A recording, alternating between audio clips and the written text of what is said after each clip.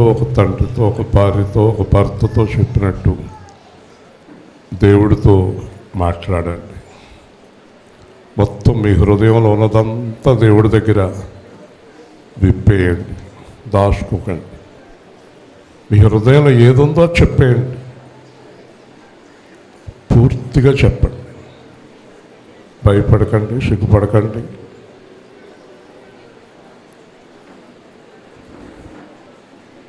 మీ హృదయంలో ఉన్నదంతా దేవుడితో మాట్లాడండి. ఇప్పుడు సమస్యలు కూడా దేవుడితో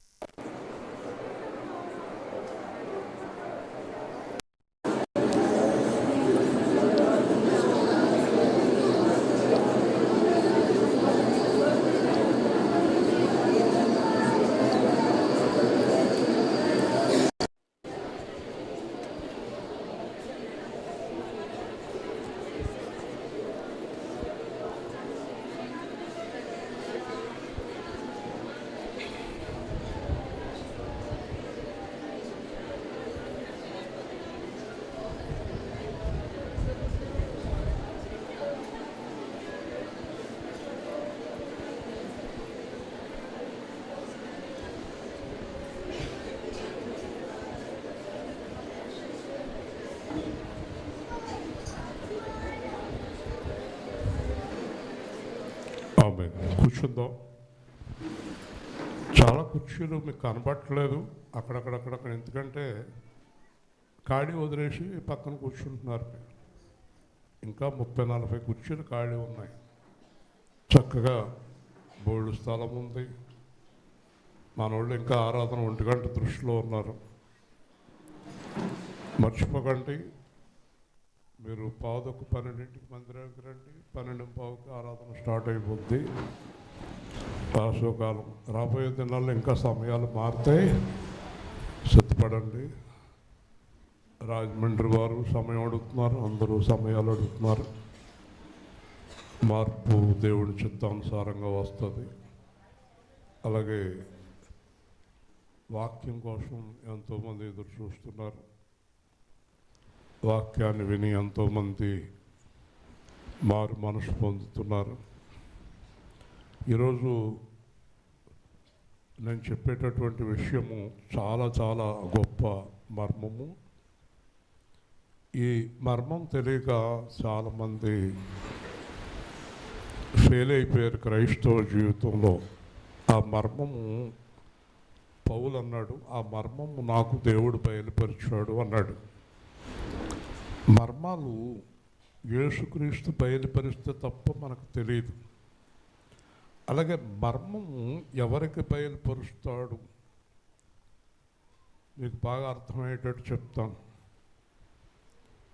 మనం తాళం చెవి మన ఇంటిలో చాలా ముఖ్యమైన వస్తువులు కానీ కాగితాలు ఉన్న తాళం చెయ్యి చాలా కాలం మనకి బాగా నమ్మకం కలిగిన వారికి ఇంట్లో ఆ తాళం చేయిస్తాం. దేవుని స్తోత్రం. మర్మాలు కూడా దేవుడు అలాగ నమ్మకమైన వారికి తెలియజేస్తాడు. నమ్మకం లేని వారికి మర్మాలు తెలియచేయటం వల్ల నాశనం అయిపోతుంది. నమ్మకం లేని వ్యక్తికి తాళం చేయటం వల్ల నాశనం అయిపోతాం. బైబిల్ ఎప్పుడు నమ్మకానికి ప్రధానమైన స్థానం ఇస్తుంది. నమ్మకము. మీరు గుర్తుపెట్టుకోండి, ఒక భార్యకు కానీ భర్తకు కానీ దేవుడికి కానీ ఒక వ్యాపారంలో కానీ ఉద్యోగంలో కానీ ఎక్కడైనా కానీ నమ్మకం పోయిన తర్వాత సరైన జీవితంలో ఉన్నవారు కాదు. హల్లెలూయా. అంటే యథార్థంగా లేదు వాడు దాంపత్యం. మూడు పెళ్ళాలు కానీ, దేవుడు, విశ్వాసులు కానీ.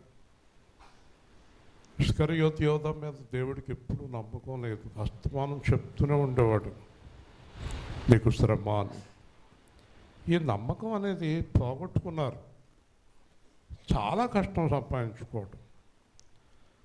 ఎంత తేలికో సంపాదించుకోవడం అంత కష్టం, చాలా కష్టం. క్రైస్తవులు ఎప్పుడు కూడా దేవుడి దగ్గర కానీ,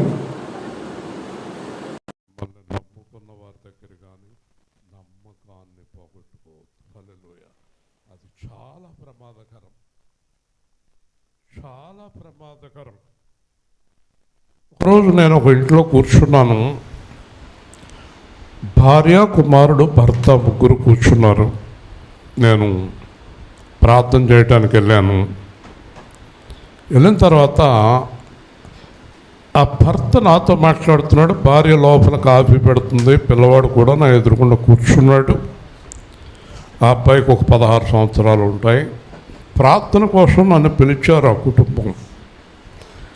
నేను వెళ్ళి కూర్చున్న తర్వాత ఆవిడ కాఫీ పట్టుకొచ్చాక ఈ భర్త అంటున్నాడు, పాస్టర్ గారు నేను ఇప్పుడే వస్తానండి, మీరు మాట్లాడుతూ ఉండండి అన్నాడు. ఇప్పుడు వస్తానంటాడు ఏంటి అని అనుకున్నాను నేను. అతను వెళ్ళిపోయిన తర్వాత ఒక పావు గంట కాఫీ తాగా అన్ని తాగా, అమ్మ ప్రార్థన చేయండి అంటే ఆయన వస్తాడు కదా అని. తల్లి పిల్లవాడు ఇద్దరు కలిపి, మా నాన్న రాడండి అని పిల్లవాడు, మా ఆయన రాడండి ఊరికే చెప్పాడు మీతోటి. అతను అన్ని అబద్ధాలని భార్య కొడుకు చెప్పారు. దేవుని స్తోత్రం. అతనికి విలువే ఉందా ఇంట్లో? అన్ని అబద్ధాలే, అసలు అన్ని అబద్ధాలట అతను. పైగా అబద్ధం నా దగ్గర చెప్పాడు, సేవకుడి దగ్గర చెప్పాడు, దేవుడి దగ్గర చెప్పినట్టే కదా అబద్ధం. కాబట్టి అతను రాడండి, మీరు ప్రార్థన చేసేయండి. మరి అలా అన్నాడు ఏంటమ్మా? యాక్టింగ్, నటన. కాబట్టి చాలా ప్రమాదకరం సుమా. యేసు ప్రభు పిల్లలు శరీరమును, దాని ఇచ్చలను శిలువ వేసిరి. హల్లెలూయా. ఈ శరీరంలో కలిగే కోరికలను, అబద్ధాలను, వ్యసనాలను దేవుని పిల్లలు శిలువేసేసారట. అంటే అది చచ్చిందన్నమాట. అబద్ధం చచ్చింది, పాపం చచ్చింది, మోసం చచ్చింది, ద్వేషం చచ్చింది, చనిపోయింది. శిలువేసేసారట వాళ్ళు దేవుని పిల్లలు. అర్థమైందా? మీరు పొరపాటును కూడా ఎవరితోటి, దేవుడితోటే కాదు ఎవరితోటి అబద్ధం ఆడవద్దు. ఒకవేళ అబద్ధం ఆడవలసిన పరిస్థితి వస్తే మౌనంగా ఉండండి. హల్లెలూయా. మౌనంగా ఉండండి. Keep silence. సైలెన్స్. నీ దగ్గర ఒక 50,000 ఉంటే నాకు ఇవ్వండి అన్నాడు అనుకో, 50,000 ఉన్నా కూడా కీప్ సైలెంట్. ఒకవేళ ఇవ్వకూడదు అనుకుంది, ఇవ్వాలనుకుంటే ఇవ్వండి. నీ మాట అవును కాదు. దానికి మించినది చెప్పండి సాతాను. స్పష్టంగా చెప్పాడు యేసు ప్రభు. అబద్ధం ఆడేవాళ్ళు ఎవరి సంబంధులు? సాతాను సంబంధులేనా? మరి అబద్ధాలు ఎందుకు ఆడుతున్నారు? ఆడుతున్నారా? ఆడకండి. ఈరోజు మర్మం ఏంటంటే దేవుణ్ణి ఎలాగా అనుసరించాలి అనే మర్మం. చాలా లోతైన సబ్జెక్టు. ఇశ్రాయేలు జనాంగం దేంట్లో ఫెయిల్ అయ్యారు, అన్యజనులు దేంట్లో సక్సెస్ అయ్యారు. యేసు ప్రభు దగ్గర ఎవరు ఓడిపోయారు, ఎవరు జయించారు అనే వాక్యం ఈరోజు మీకు నేను తెలియజేస్తున్నాను. రోమా పత్రిక 9వ అధ్యాయం 25వ వచనము. ప్రతి వారు బైబిల్ తెరిచి చూసి శ్రద్ధగా జాగ్రత్తగా వింటే నేను సమయాన్ని తొందరగా ముందుకు తీసుకెళ్తాను. రోమా పత్రిక 9:25. రోమా 9:25. నా ప్రజలు కాని వాటికి నా ప్రజలనియు, ప్రియురాలు కనిదాన్ని ప్రియురాలనియు పేరు పెట్టుదును. మరియు జరుగునది ఏమనగా, మీరు నా ప్రజలు కారని ఏ చోటన వారితో చెప్పబడను, ఆ చోటనే జీవం గల దేవుని కుమారుని వారికి పేరు పెట్టబడును అని హోషేయలో ఆయన చెప్పుచున్నాడు. మరియు ప్రభు తన మాట సమాప్తము చేసి క్లుప్తపరిచి భూలోకమందు దాన్ని నెరవేర్చును గనుక ఇశ్రాయేలు కుమారుల సంఖ్య సముద్రపు ఇసుక వలె ఉండినను శేషమే రక్షించబడునని యెషయాయు ఇశ్రాయేలును ఊతి బిగ్గరగా పలుకుచున్నాడు. మరియు యెషయా ముందు చెప్పిన ప్రకారము సైన్యములకు అధిపతిగు ప్రభు మనకు సంతానము శేషింపక చేయకపోయిన ఎడల సొదొమ వలె నగుదుము, గొమొర్రాను పోలియుందుము. అట్లయితే మనమేమందుము? నీతిని వెంటాడని అన్యజనులను నీతిని అనగా విశ్వాసం మూలమైన నీతిని పొందిరి. అయితే ఇశ్రాయేలు నీతి కారణమైన నియమమును వెంటాడినను ఆ నియమమును అందుకొనలేదు. వారెందుకు అందుకొనలేదు? వారి విశ్వాసం మూలముగా కాక క్రియల మూలముగానైనట్టు దాన్ని వెంటాడిరి. ఇదిగో నేను అడ్డురాతిని అడ్డుబండను సీయోనులో స్థాపించుచున్నాను, ఆయన ఎందు విశ్వాసం ఉంచేవాడు సిగ్గుపరచబడ్డాడు అని వ్రాయబడిన ప్రకారం వారు అడ్డురాయి తగిలి తొట్టిల్పడిరి. జాగ్రత్తగా వినండి. సుందర్ సింగ్ గారు హిమాలయ పర్వతాల్లోకి వెళ్ళారు.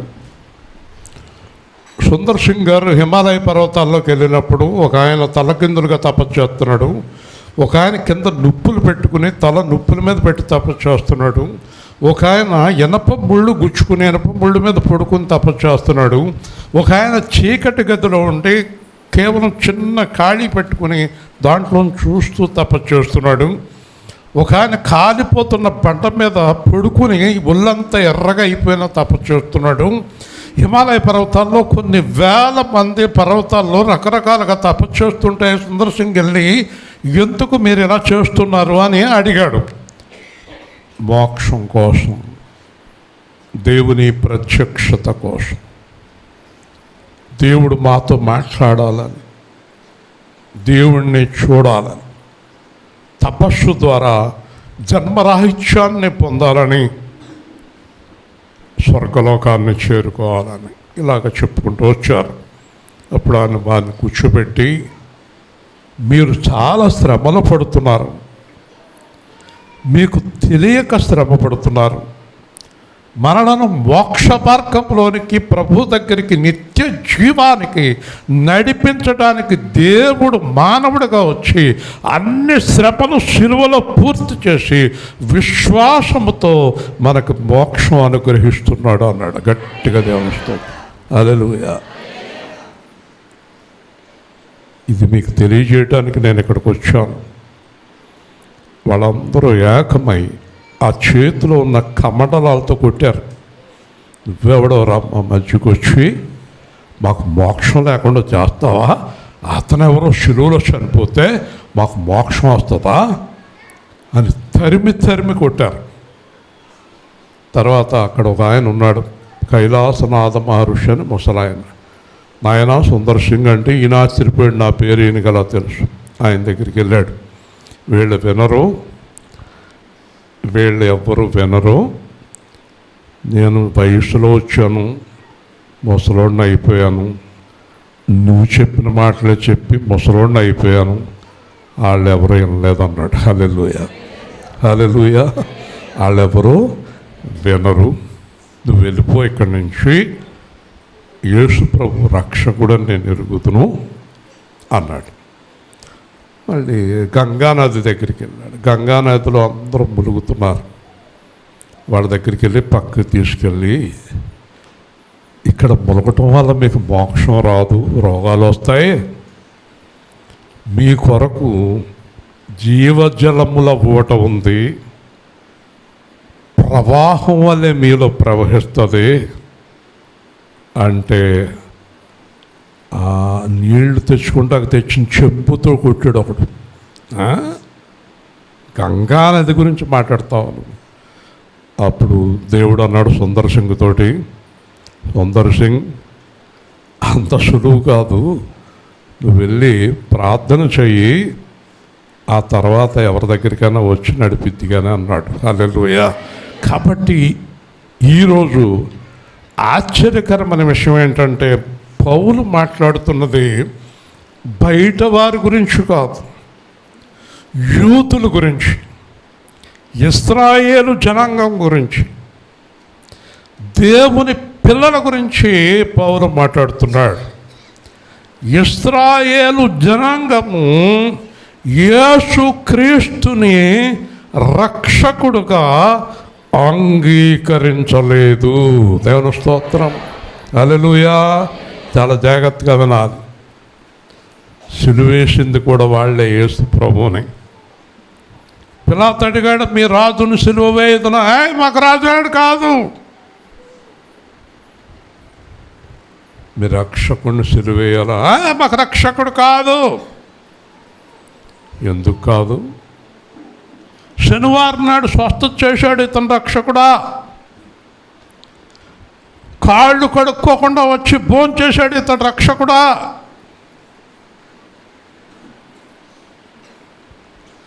రోజులు పాటించాడు ఇతను రక్షకుడా? ఆచారాలు పాటించాడు ఇతను రక్షకుడా? ఈ రోజున సంఘాల్లో 2 విధాలైన సంఘాలు ఉన్నాయి. పూర్తిగా ఆచారాలు పాటింపచేసే సంఘము, 7 ప్రార్థనలని, 7 అని, జపమాలని, శిలువ దగ్గర. ఒకరోజు ఒక చర్చిలోకి వెళ్తే పాస్టర్ గారు అంటున్నాడు, ఇక్కడ కాదు ఆ చివర శిలువ పెట్టాను దాని దగ్గర ఆడండి అంటున్నాడు. శిలువ దగ్గర ఏడండి, శిలువ పక్కన కానుకల పెట్టిలో కానుకేయండి. ఓ నీ ఏడుపిదా, ఈడేడుపది. ఈ రోజున సంఘాల్లో ఆచారాలు వృద్ధి. మార్కు సువార్త 7వ అధ్యాయం జాగ్రత్తగా వినండి. వీళ్ళందరూ ఎంత మోసం చేస్తున్నారు సంఘాలను, దేవుణ్ణి, విశ్వాసులను మోసం చేసి. మార్కు సువార్త 7:6 తొందరగా. ఈ ప్రజలు పెదవులతో నన్ను గణపరచుదురు గాని వారి హృదయం నాకు దూరముగా ఉన్నది. వారు మానవులు కల్పించిన పద్ధతులు దేవోపదేశములని బోధించుచు నన్ను వ్యర్థముగా ఆరాధించుచుందరు అని సేవకులు మాకు దర్శనం వచ్చింది, రాత్రి నాకు కల్లో కనపట్టాడు, అలా చేయమన్నాడని ఒక సంఘం పెట్టాడు ఒకడు. నాకు రాత్రి దర్శనంలో చెప్పాడు, రేపటి నుంచి ఉపాస ప్రార్థన చేయమన్నాడు అని చెప్పి మొదలెట్టాడు ఒకడు. నాకు దర్శనం వచ్చింది, మొత్తం అందరూ తెల్ల బట్టలు కట్టొచ్చి వచ్చేయండి అని మొదలెట్టాడు ఒకడు. ఇవన్నీ దర్శనాలట, ఈడకు వచ్చినాయంట. ఒక ఆయన గాల్లో ఏదో కనపడిందంట. వింటున్నారా? మరి మనకు ప్రమాణికమేది? మనకి ప్రమాణికమేది? యోహాను 17:17 మనకి ప్రామాణికము. యోహాను 17:17 తీర్చదవాలి గమ్మని. యోహాను 17:17 వెనకబడిపోతాడు, జాగ్రత్త. యోహాను 17 సత్యమందు వారిని ప్రతిష్ఠ చేయము, సత్యమందు వారిని ప్రతిష్ఠ చేయము, నీ వాక్యమే సత్యము. దేవుని స్తోత్రం చెప్పండి, హల్లెలూయా. బైబిల్ వాక్యంలో లేనిదంతా సత్యమే. నీకు దర్శనం అన్నరాని, నువ్వు తల్లకిందులుగా తపస్సు చేసేదన్నా పొందుకో, దేవుడు నీతో మాట్లాడాడని చెప్పు, ఏం చెప్పు, అన్ని అబద్ధాలే. దేవుని దర్శనము కూడా వాక్యానుసారంగా ఉంటుంది. 2004 ఏప్రిల్ 8వ తారీఖు మధ్యాహ్నం 3:30 గంటలకు నేను పడుకున్నాను పై గదిలో. 2 చాపలు ఉన్నాయి. ఒక చాప మీద నా పాత కంపెనీ చైర్మన్ ఉన్నాడు, ఒక చాప మీద నేనున్నా. ఇద్దరం చాప మీద పడుకున్నాం. నేను లెగిసి గబగబా చాప చుడుతున్నాను. పక్కన ఆయన అడుగుతున్నాడు, ఏం మూర్తి గారు చాప చుట్టేస్తున్నారేంటి? పైనుంచి ఒక స్వరం వినిపిస్తుంది, నిన్ను వదిలి రమ్మంటున్నాడు, ఆయన నన్ను తలగా చేస్తాడంట అన్నాను. హల్లెలూయా. అది దర్శనం. తలగా చేస్తానన్న వాక్యం ఎక్కడుంది? ద్వితీయోపదేశకాండం 28వ అధ్యాయం. తీయక్కర్లేదు, మీరు వాక్యాలు స్పీడ్గా తీస్తారు కానీ అనుసరించరు కదా. ఎంత బాగా తీస్తారో వింటున్నారా? దర్శనము వాక్యము ఏకమై ఉండాలి. హల్లెలూయా. అర్థమైందా? కాబట్టి ఈ ప్రజలు పెదవులతో గణపరుస్తారు, వ్యర్థమైన ఆచారాలు కలిగి ఉంటారు. వీళ్ళ హృదయం నాకు దూరంగా ఉంటుంది. దేవుడు ఏం కోరుకుంటున్నాడు? ఆచారాన్న హృదయాన్ని? గట్టిగా చెప్పాలి కదా. ఓ రోజు మా ఇంటికి పొద్దున్న ఒక ఆయన వచ్చాడు, ప్రార్థన చేయండి అర్జెంటుగా ఊరెళ్తున్నానని. మా బావ ఒక చుట్టాలు ఆయన వచ్చాడు, ఆయన అక్కడ ఉన్నాడు ఆ టైంలో. ఈవిడ నన్ను లెగ్గొట్టింది, నేను లోపల నుంచి బయటకు వచ్చాను 6:30కి. ఇతను అంటున్నాడు, మా చుట్టాలు అతను అంటున్నాడు, మూర్తి ఎవరో వచ్చారు ప్రార్థన కోసం, నువ్వు వెళ్ళి మొహం కడుక్కు కూర్చో అన్నాడు. అన్నాను, మొహం కడుక్కోకుండా ప్రార్థన చేయకూడదు అంటున్నాడు. ఆచారం. సరే, నేను మా వెంకట్రావుతో అన్నాను, అతను ట్రైన్ ఏడింపోకి, నేను మొహం కడుక్కుంటే ట్రైన్ వెళ్ళిపోద్ది, ప్రార్థన చేయనా? ట్రైన్ వెళ్ళిపోయిన పర్లేదా? మాట్లాడరండి. ట్రైన్ వెళ్ళిపోయిన పర్లేదా? లేవు స్తోత్రం. మొహం కడుక్కోవాలా అంటే తెల్లరగట్ల 3ంటికి మొహం కడుక్కుని ప్రార్థన చేయాలా మనం? అవసరం లేదు. ఆచారం. యేసు ప్రభు వచ్చాడు, ఏంటి అలా వచ్చేస్తున్నాడు లోపలికి, నీళ్ళు ఉన్నాయి అక్కడ అన్న, కాళ్ళు కడుక్కో అన్న. ఎవరిని? యేసు ప్రభు. కాళ్ళు కడుక్కోండి అన్నారు. యేసు ప్రభు లోపలికి వచ్చేస్తున్నాడు, కోపం వచ్చేస్తుంది. కాళ్ళు కడుక్కోండి అన్నారు. ఆయన అన్నాడు, నీ హృదయాన్ని కడుక్కో అన్నాడు. హల్లెలూయా. ఏం కడుక్కో? కాళ్ళు కడుక్కోవడం తప్పనలేదు. ఆయన హృదయాన్ని పళ్ళాన్ని బయట తళ మెరిసిన తోంతో లోపల వదిలేసాం. పై మెరుపు అవసరమా, లోపల అవసరమా కదా? ఒక ఆయన చాలా అందంగా ఉన్నాడు. బెంగళూరు మెడినోవా హాస్పిటల్లో మేము వెళ్ళాం ఒకసారి. చాలా బాగున్నాడు, సినిమా యాక్టర్లో ఉన్నాడు.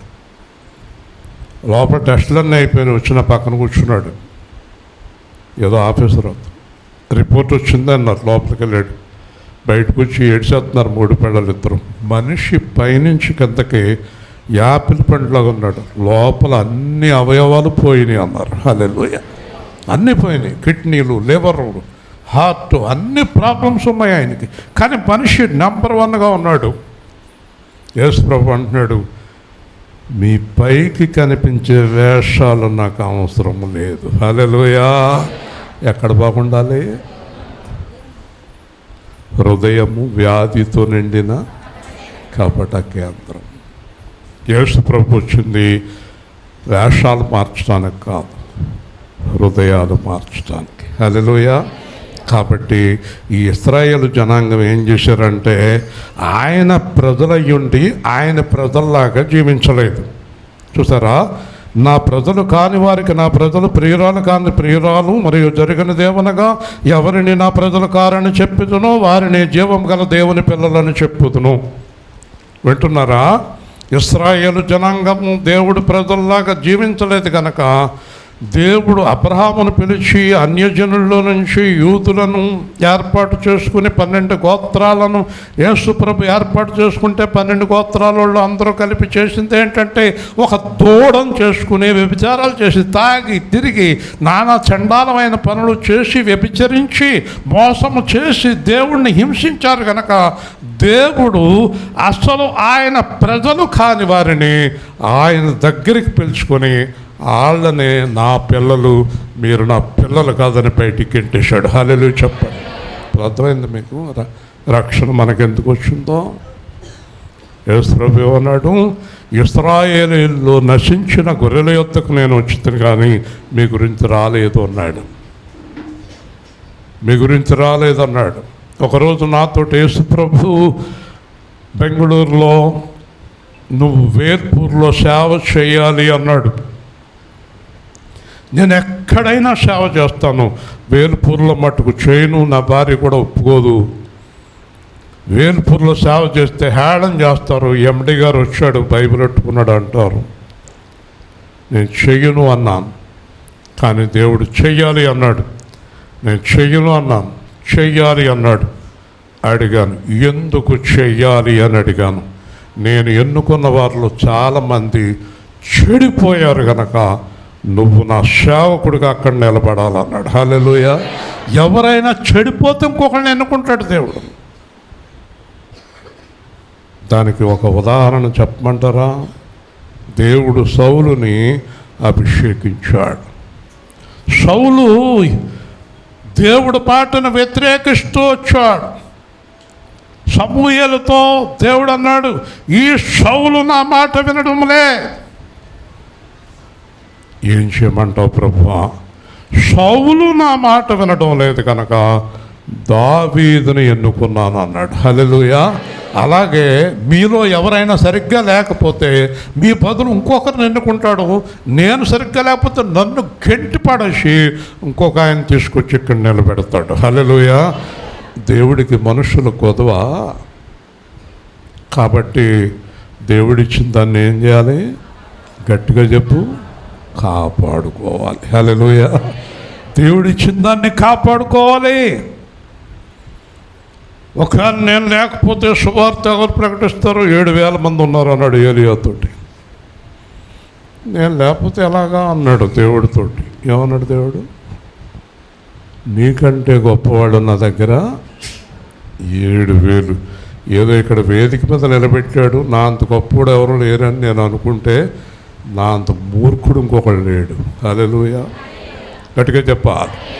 కాబట్టి ఇశ్రాయేలు జనాంగాన్ని గంటి పడేసి ఎవరు నా పిల్లలు కాదన్నాడో వాళ్ళని నా పిల్లలు అన్నాడు. ఈ వాక్యం మీరు గుర్తుపెట్టుకోండి.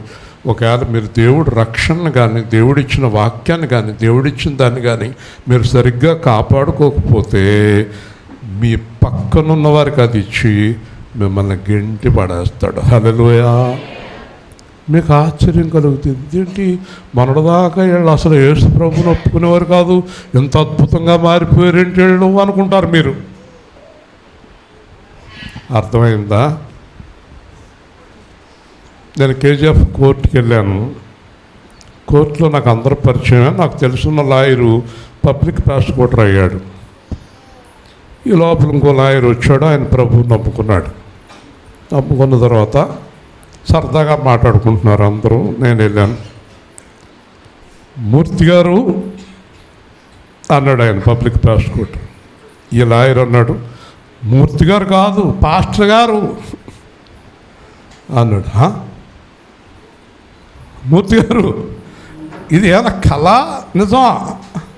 మీరా పాస్టర్ గారా? ఆహాహా అన్నాడు. ఏంటి అంత ఆశ్చర్యపోతున్నారేంటో అన్నాను. అసలు ఎంత ఆశ్చర్యం, అంత ఆశ్చర్యం కాదు, నా కళ్ళను నేను నమ్మలేకపోతున్నాను. అలాంటి వ్యక్తిని నేను. దేవుని స్తోత్రం. దేవుడు ఏం చేశాడు? సేవకుడిని చేశాడు కదా. అర్థమైందా? ఎందుకంటే ఆ లాయరు ఎన్నో గొడవల్లో మా కేసులు చూశాడు కనుక, మీరు పాస్టర్ గారు ఏంటండి బాబు, దేవుని స్తోత్రం చెల్లిద్దాం. కాబట్టి దేవుడు ఎవరినైనా అద్భుతంగా మలచుకోగలడు. ఈరోజు మీకు ఇచ్చే సందేశం ఏంటంటే, మేము దేవుడి పిల్లలం అనుకుని దారి తప్పితే మిమ్మల్ని తప్పించి మీకన్నా అద్భుతంగా ఇంకొకరిని తయారు చేస్తాడు. హల్లెలూయా.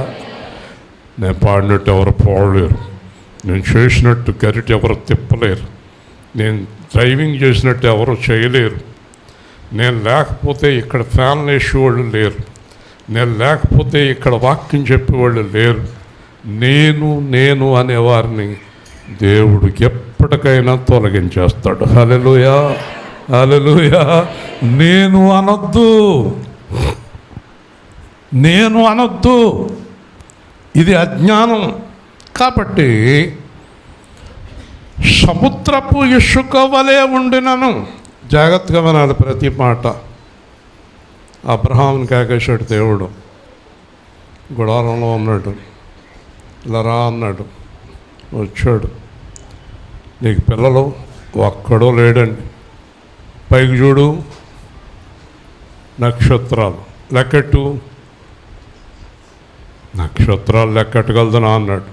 కిందకు చూడు. కిందకు చూశాడు. ఇసుక లెక్కెట్టు.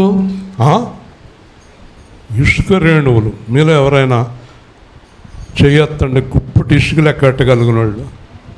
ఇసుక గుప్పుట్లో తీసుకునే ఎన్ని ఉన్నాయో ఉన్నారా? మీరు చాలా పెద్ద లెక్కల పండితులు ఉన్నారు కదా. నాకు 99 మార్క్స్ మ్యాథ్స్లో. లెక్కట్టు ఇసుక ఎవరి వల్ల కాదు. కానీ ఆ లెక్క ఎవరికి తెలుసు? నీ తలలో వెంట్రుకలు. కాబట్టి అబ్రహామా, నీ సంతానం అంతమంది ఉంటారు అన్నాడు. హల్లెలూయా. అయితే ఇక్కడ అంటున్నాడు, సముద్రపు ఇసుక వలె ఉండినను శేషమే రక్షించబడును. ఈ శేషం ఎక్కడుంది? ప్రకటన గ్రంథం. గప్ప చూడాలి, తొందరగా చూడాలి. చాలా వాక్యాలు ఉంటాయి, అన్నీ చెప్పడానికి మనకు టైం సరిపోదు. ప్రకటన గ్రంథము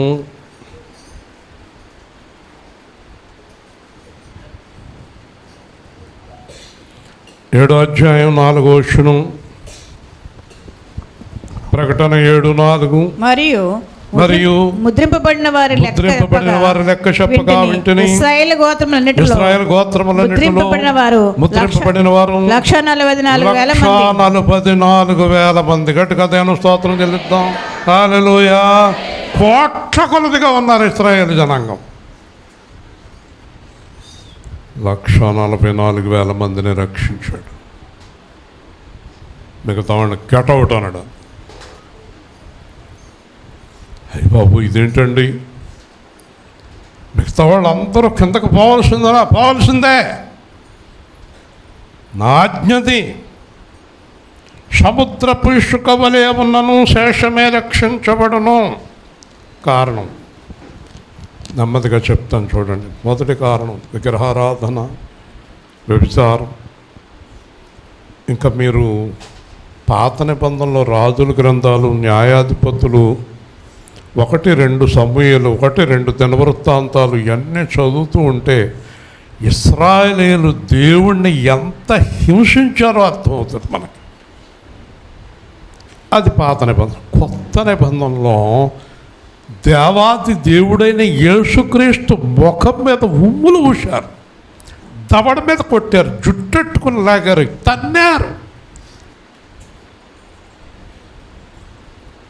అందుకే దేవుడు ఏమి నిర్ణయించాడో తెలుసా? మీరు ఎంతమంది ఉన్నా 144,000 మందినే నేను పరలోకానికి తీసుకెళ్తాను. గట్టిగా దేవుడు. హల్లెలూయా.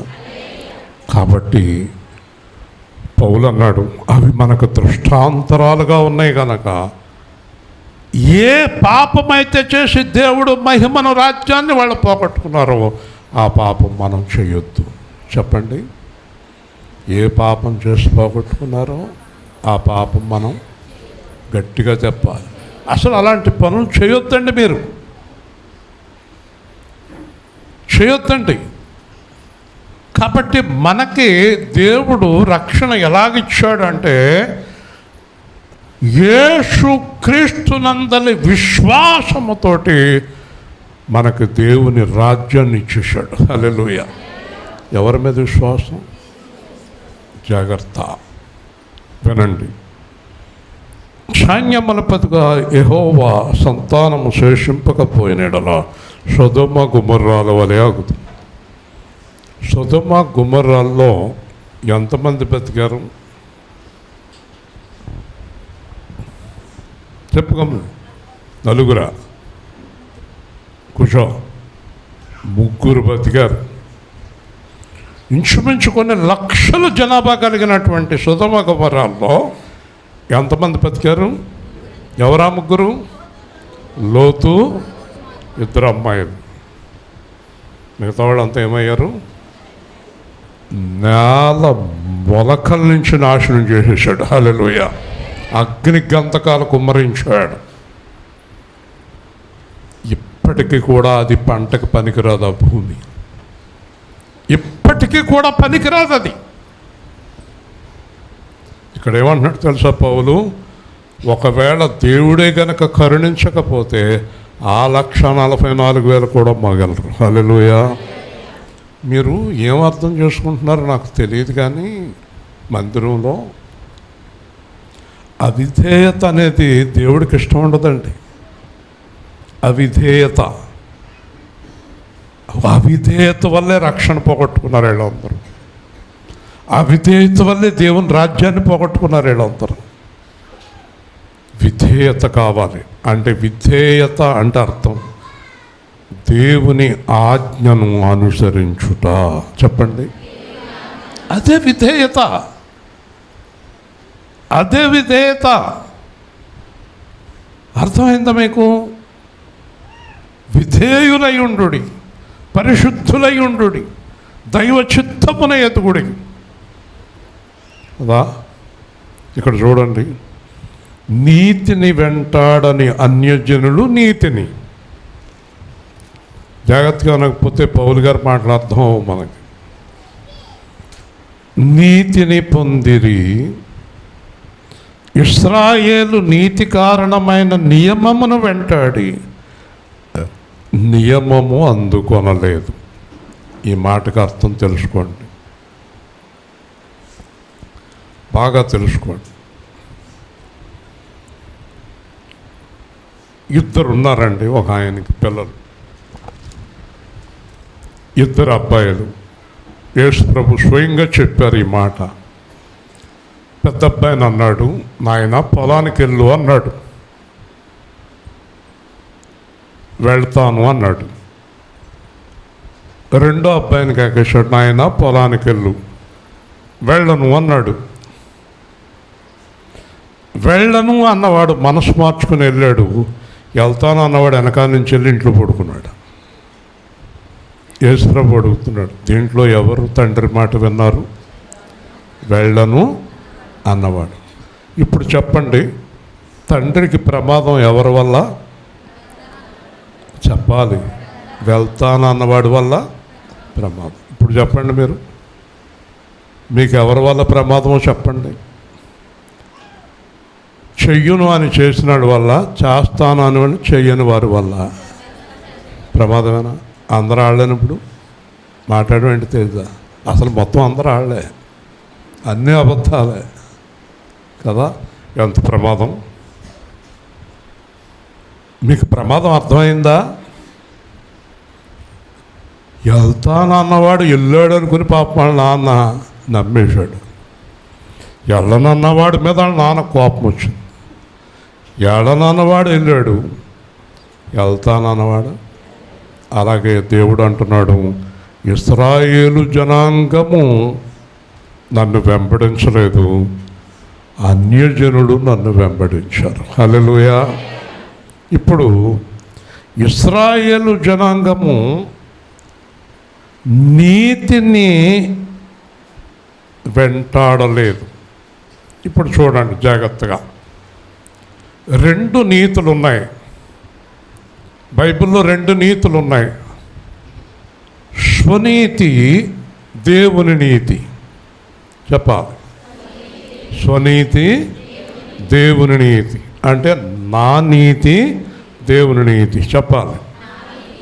మనలో చాలామందిని పక్కోళ్ళంకు చూసి, వీళ్ళకంటే మేము నీతిమంతులు కదా అనుకుంటారా? అనుకున్నాడు కదా పరిసయ్యుడు సుంకరిని చూసి. ఇది చాలా ప్రమాదం. నా సేవకుల నీతి నా వలన కలుగుచున్నది. హల్లెలూయా. నీతిమంతుడు అనేవాడు ఈ ప్రపంచంలో యేసు తప్ప ఒక్కడు. పౌలు కూడా నీతిమంతుడు అన్నాడా? ప్రధాన పాపిని అన్నాడు. హల్లెలూయా. కాబట్టి నీతిమంతులు ఎవరు లేరు. ఇశ్రాయేలు జనాంగం ఏమన్నారో తెలుసా? యోహానుతోటి బాప్తిసం ఇచ్చే యోహానుతోటి ఏమన్నారో తెలుసా? మేము అబ్రహాం సంతానం. యోహాను ఏమన్నాడు తెలుసా? ఒరే పనికిమాలినోళ్ళారా, ఒరే పనికిమాలినోళ్ళారా, అది నీతేంట్రా మీకు? అలా చూడండి అన్నాడు. రాళ్ళు ఉన్నాయి. రే దేవుడా రాళ్ళకి పిల్లలను పుట్టిస్తాడు అన్నాడు హరిగట్టిగా. హల్లెలూయా. రే దేవుడు రాళ్ళకి పిల్లలను పుట్టిస్తాడు రా. నీతిమంతులు అంటారేంటి మీరు? ఇలాగా ఇశ్రాయేలు జనాంగం అంతా మేము నీతిమంతులం, అబ్రహాం నీతిమంతుడు, లోతు నీతిమంతుడు, మోషే నీతిమంతుడు, యేసు ప్రభు ఎవరంట? పాపాత్ముడంట. పైగా యేసు ప్రభు అట వ్యభిచారం వల్ల పుట్టాడంట. చూడండి మాటలు ఎంత భయంకరంగా దూషించారు, నిందించారు.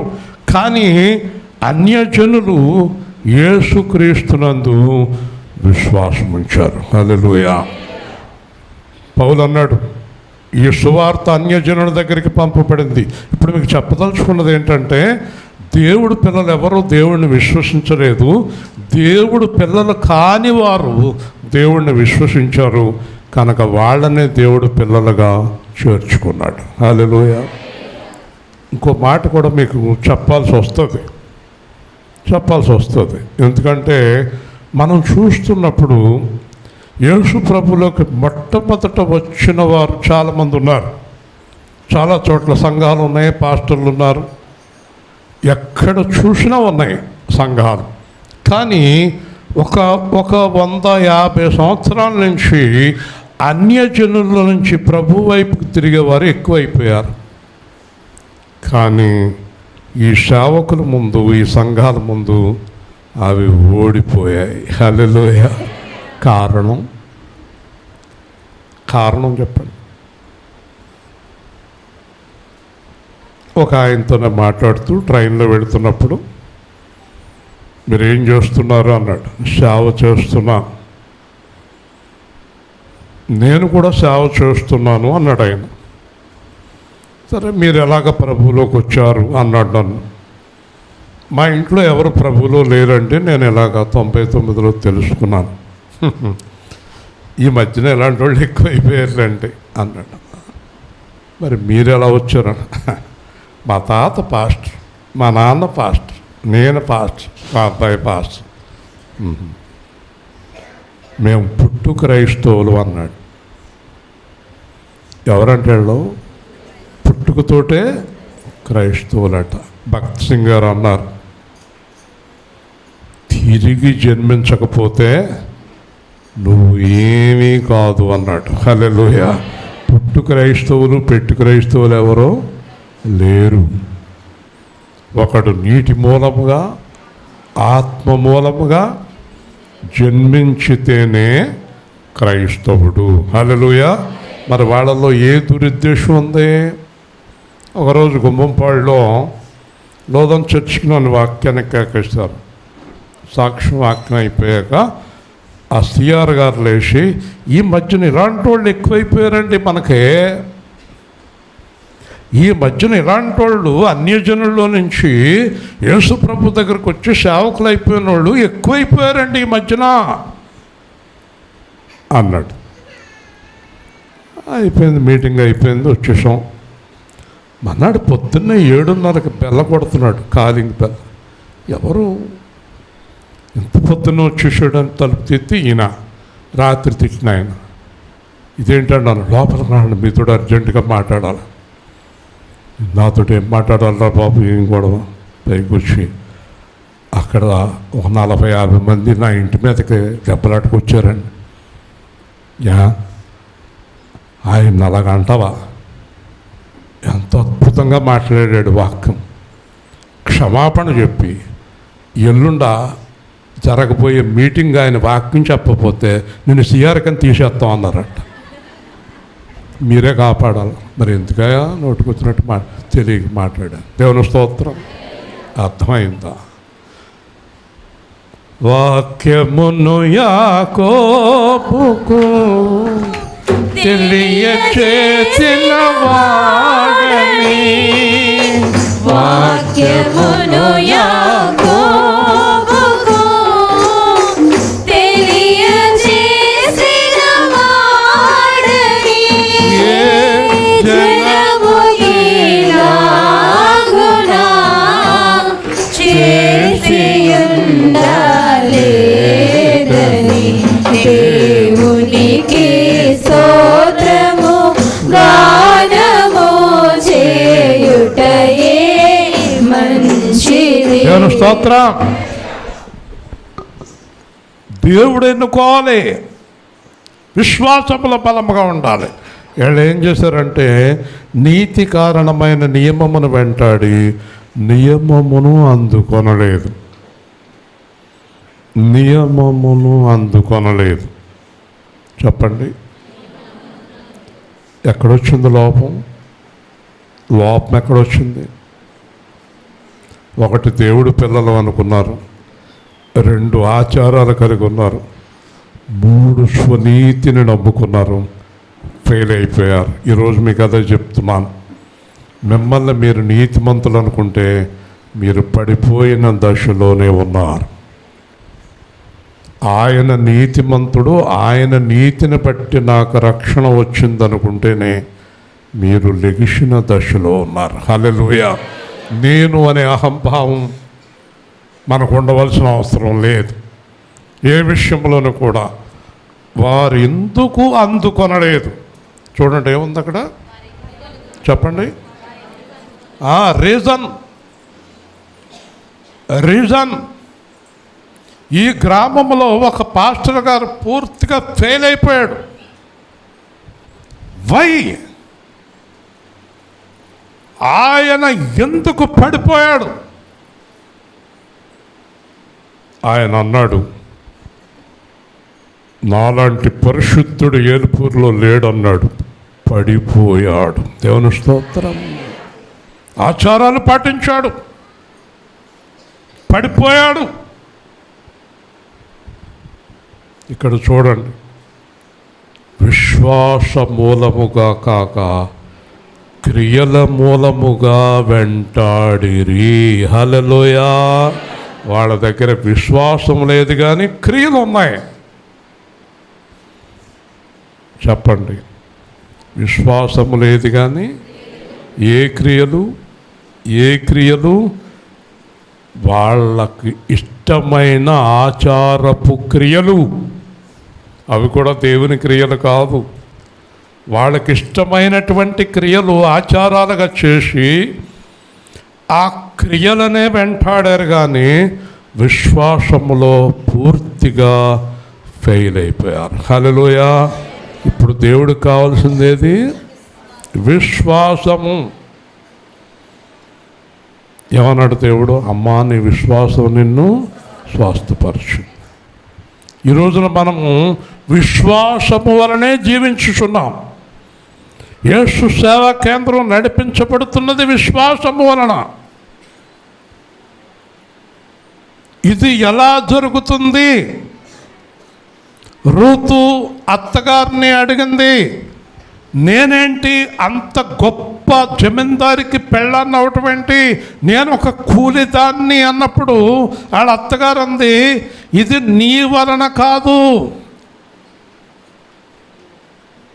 మనకుండే విశ్వాసము వలన ఆయన చేస్తాడు ఆ కార్యం. హల్లెలూయా. అంతే, మన్నాడు రాణి అయిపోయింది, యజమానురాలు అయిపోయింది. ఎస్తేరు విశ్వాసాన్ని బట్టి, మొర్దెకై విశ్వాసాన్ని బట్టి, దానియేలు విశ్వాసాన్ని బట్టి. మనం ఇంకొకసారి ఆ హెబ్రీ 11 ధ్యానం చేద్దాం. మొత్తం విశ్వాస సంబంధమైన వాక్యం అది.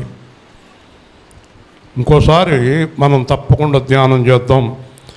క్రైస్తవులకు ప్రధానమైనది విశ్వాసము. హల్లెలూయా. విశ్వాసము అంటే దేవుడు ఉన్నాడు, ఆయన కుమారుడు క్రీస్తు, ఆయన పరిశుద్ధుడు, ఆయన నన్ను రక్షించాడు, ఆయన నన్ను విడిచిపెట్టాడు, ఆయన ఆత్మ నాకు ఇచ్చాడు, ఆయన నన్ను పరలోకానికి తీసుకెళ్తాడు, ఆయనే సమస్త క్రియలు చేస్తాడు, ఆయనే వివాహం చేస్తాడు, ఆయనే పిల్లల్ని ఇస్తాడు, ఆయనే ఉద్యోగం ఇస్తాడు, ఆయనే ఆరోగ్యం ఇస్తాడు, ఆయనే స్వస్థపరుస్తాడు, ఆయనే అవసరాలు తీరుస్తాడు, ఆయనే కావాల్సిన ఇస్తాడు, ఆయన మీద నేను ఆధారపడ్డాను, ఆయనే సమస్త క్రియలు జరిగిస్తాడు అని యోబు అన్నాడు. ఆయనే సమస్తం చేస్తాడు. నేను కాదు చేయవలసింది, నేను కాదు అడగవలసింది, నేను అడగకూడదు, నేను చేయకూడదు, నా ప్రయత్నం కాదు, ఆయనే అన్నీ చేస్తాడు, ఆయన వల్లే సమస్తము సమకూడు జరుగుతాయి అనేదే నిజమైన విశ్వాసం. హల్లెలూయా. అర్థమైందా? విశ్వాసం 100% విశ్వాసం ఉండాలి దేవుడి మీద. రోజు నా భార్య అంది, ఏం చేద్దాం పిల్లోడు టైం అయింది ఫీజు, ప్రార్థన చేద్దాం, ఈరోజు వెళ్ళి కట్టాలి వైజాగ్లో. 10:30కి దేవుడు డబ్బులు ఇస్తే ట్రైన్కి వెళ్తాడు, లేదంటే పనులకు వెళ్తాడు. డిగ్రీ అయిపోయింది, పోస్ట్ గ్రాడ్యుయేషన్కి వెళ్ళాలి. 10:30కి దేవుడు డబ్బులు ఇస్తే 12ంటికి ట్రైన్ ఎక్కి వెళ్తాడు, రేపు పొద్దున్న జాయిన్ అవుతాడు అక్కడ. ఇవాళ 10:30కి దేవుడు డబ్బులు ఇవ్వకపోతే డిగ్రీ సర్టిఫికేట్ పెట్టుకుని తణుకులో ఎక్కడో షాప్లో జాయిన్ అవుతాడు. అది విశ్వాసం. 10:30కే రయ్యమంట 22,000 వచ్చేసినాయి. మన్నాడు పొద్దున్న వెళ్ళిపోయి జాయిన్ అయిపోయాడు. హల్లెలూయా. దట్ ఈస్ కాల్డ్ ఫెయిత్, విశ్వాసం. ఆళ్ళ పట్టుకుని ఏడిచి ఎళ్ళ పట్టుకుని ఏడిచి నాకు ఇవ్వా, నాకు చేయవా, నాకు ఇవ్వా, నాకు చేయవా, ఇవ్వా చేయవా, ఇవ్వా చేయవా. ఇదేం విశ్వాసం? పనికి పని విశ్వాసం. ఎవరి మీద ఆధారపడాలి? కనపడడం అలా అడుగుతామే, అదే నాకు విశ్వాసం అవుతుంది.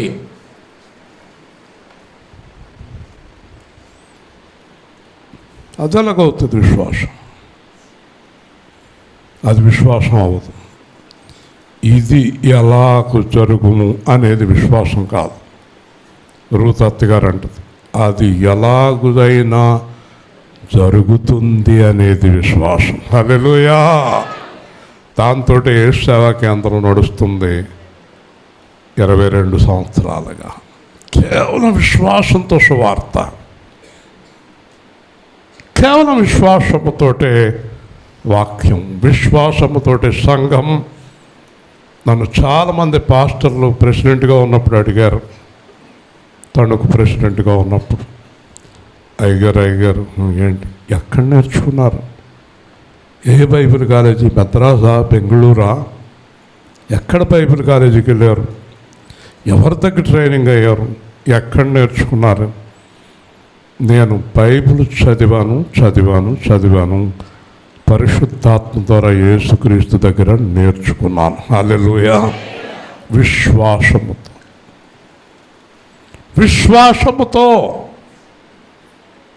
విశ్వాసము అనేది ఈరోజు మన సబ్జెక్టు. విశ్వాసంలో ఎవరు నిలవలేకపోయారు? ఇశ్రాయేలు జనాంగము నిలవలేకపోయారు. ఎవరు నిలిచారు? అన్యజనులు, దేవుడు పిల్లలు కాని పిల్లలు విశ్వాసములో నిలిచారు. హల్లెలూయా. చూసారా, వాళ్ళు పోగొట్టుకున్నారేలో కాపాడుకున్నారు. మీకు ఇదివరకు చెప్పాను, ఇంకా 5 నిమిషాల్లో వాక్యం అయిపోతుంది. ఒక ధనవంతుడు, ఆస్తి గలవాడు, తన దగ్గర పనిచేసే ఇద్దరిని పిలిచి, మీ ఇద్దరికి ఎంత దూరం వెళితే అంత పొలం ఇస్తాను అన్నాడు. ఒకడు ఈ పక్కకి, ఒకడు ఆ పక్కకి వెళ్ళారు. ఒక అతను పరిగెత్తుకెళ్ళాడు, 15 ఎకరాల దగ్గర రాయి పెట్టాడు. ఇంకొక అతను 3 ఎకరాల దగ్గర రాయి పెట్టాడు. వింటున్నారా? అప్పుడు ఈ ధనవంతుడు నౌకర్లు వెళ్ళి 3 ఎకరాల అతని దగ్గర, ఏమయ్యా ఇదేంటి, కనీసం ఒక 10 ఎకరాలన్నా సంపాదించుకోవాల్సింది, ఆయన ఇస్తానన్నాడు కదా, నాకు 3 ఎకరాలు చాలు అన్నాడు. మరి ఇంకొక ఆయన ఏడని నిలుక్కుంటూ వెళ్తే 15 ఎకరాల దగ్గర రాయి పెట్టిన వ్యక్తి చచ్చిపోయి ఉన్నాడు. ఎందుకు చచ్చిపోయాడు? ఇంజనీర్ గారి భార్య చెప్పాలి ఎందుకు చచ్చిపోయాడు. ఇప్పుడు నేను ఒక మాట చెప్పనమ్మా, బస్సు వెళ్ళిపోతుంది, రైలు వెళ్ళిపోతుంది. మీ అబ్బాయి రయ్యమని పరిగెత్తుకెళ్ళి బస్సులోనో రైల్లోనో కూర్చుంటాడు. మీరు నేను పరిగెత్తుకెళ్తే రైల్లో కూర్చుంటామా, హాస్పిటల్కి వెళ్తామా? చెప్పమ్మా. హాస్పిటలే. దేవుని స్తోత్రం. మీ అబ్బాయి పరిగెడతాడు, ఎలా ఉన్నాడు. నువ్వు నేను పరిగెడితే మోసుకెళ్ళిపోతారు. దేవుని స్తోత్రం. గుండె ఆగిపోయింది అడిగి, అయ్యి బాబాయ్ పొలం అని పరిగెత్తుకెళ్ళిపోయాడు, చచ్చిపోయాడు. ఈడు తాయితీకి వెళ్తున్నాడు, మళ్ళా అంటాడు 3 ఎకరాలు 4 ఎకరాలు చాలు అనుకున్నాడు. అదండి ప్రధానమణి గారు, పరిగెత్తకండి. కాబట్టి చక్కగా 3 ఎకరాలు దొరికింది ఆయనకి. జమీందారు ధనవంతుడి దగ్గరికి తీసుకొచ్చారు. ఆయన చచ్చిపోయాడండి. ఆడ దురాశపరుడు చచ్చాడు. ఏం చేస్తాం? ఈయన నిదానం గలవాడు కాబట్టి ఆ 15 ఎకరాలు ఇతనికి ఇచ్చేయండి అన్నాడు గట్టిగా. ఇదే యేసుప్రభు పద్ధతి. యేసుప్రభు పద్ధతితే ఇశ్రాయేలు జనాంగం కాపాడుకోలేదు. తీసేయ్ అన్నాడు. ఎవరైతే నా కుమారుని యందు విశ్వాసముంచి నమ్మకంగా జీవిస్తారో వాళ్ళకి నా రాజ్యాన్ని ఇస్తానన్నాడు. హల్లెలూయా. ఇప్పుడు మనకు ఉండవలసిందేంటి? విశ్వాసం, ఫెయిత్, నమ్మకం. ఏం పోగొట్టుకోకూడదు. బిగినింగ్లోనే చెప్పాను, ఎక్కడ కూడా ఏం పోగొట్టుకోకూడదు. అది పోయిన తర్వాత తిరిగి సంపాదించుకోవటం బహుశా సాధ్యం కాదనుకుంటాను నేను. ఇంకా సాధ్యం కాదు. ఓసారి మనం అనుకుంటూ ఉంటాం, నన్ను ఎవ్వరూ నమ్ముతలేదు కదా. అంటే నిన్ను ఎవ్వరూ నమ్మకపోవడానికి కారణం నీ జీవితంలో ప్రతి అవకాశాన్ని నువ్వు పోగొట్టుకున్నావు కనుక నిన్ను ఎవ్వరూ నమ్మరు. హల్లెలూయా. ఎందుకు నమ్ముతారు నిన్ను? ఎలా నమ్ముతారు నిన్ను? నమ్మరు. వింటున్నారా? కాబట్టి ముగించే ముందు క్రియల మూలముగా వెంటాడిరి, విశ్వాసము లేని క్రియల మూలంగా వెళ్ళారు. ఏమీ లేదు దాంట్లో, విశ్వాసం లేదు.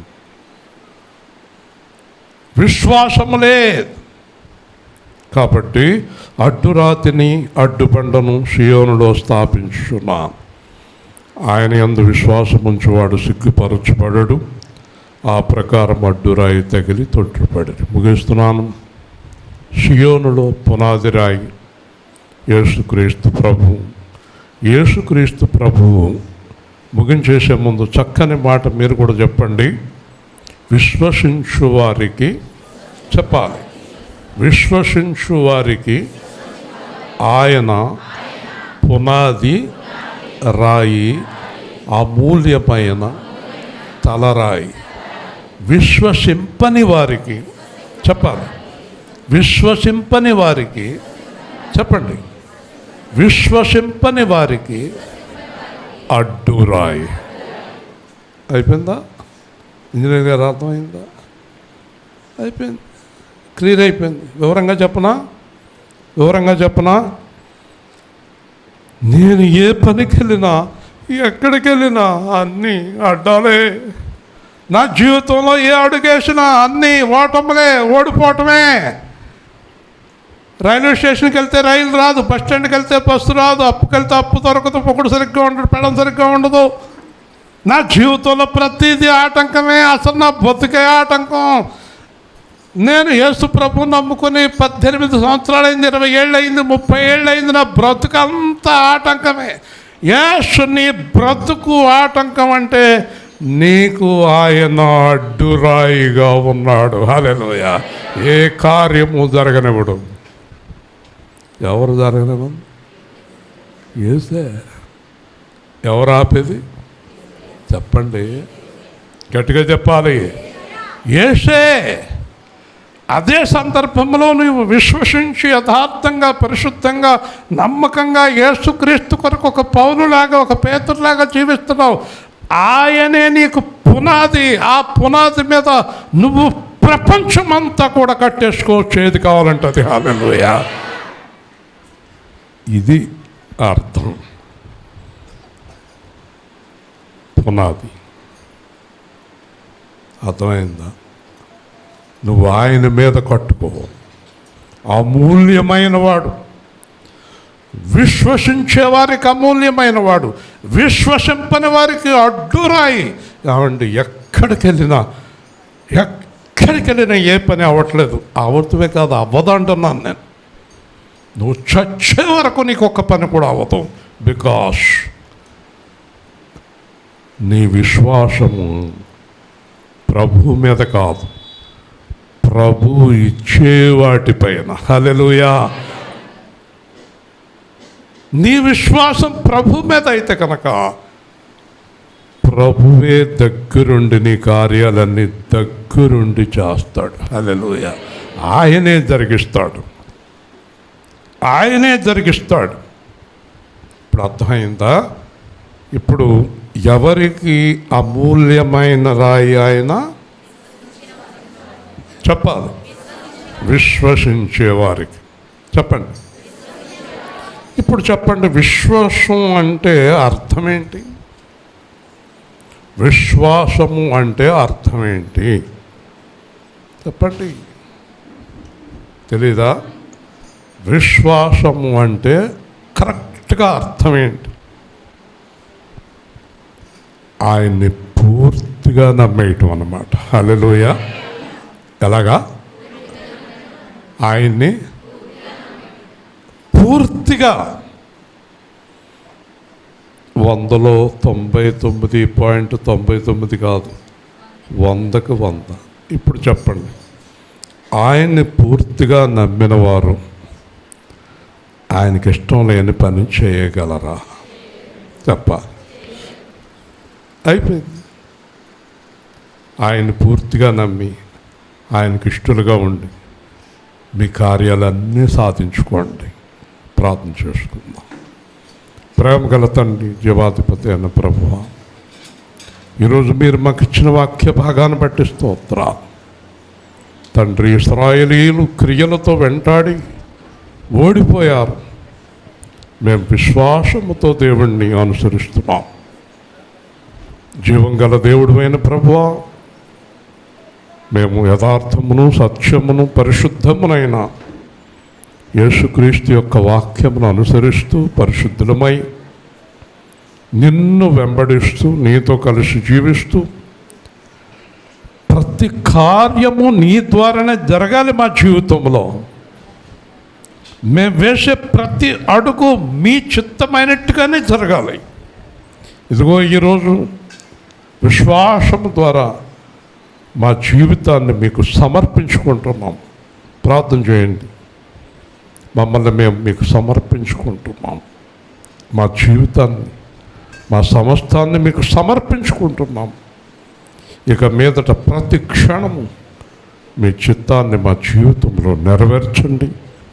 మాకు పునాదిగా ఉండండి. మమ్మల్ని కట్టండి, నడిపించండి. యేసుక్రీస్తు నామములో ప్రార్థిస్తున్నాము తండ్రి. ఆమేన్. వచ్చే వారం ప్రభు బలం ఉంది. ఏదో కార్యక్రమం చెప్పారు, తొందరగా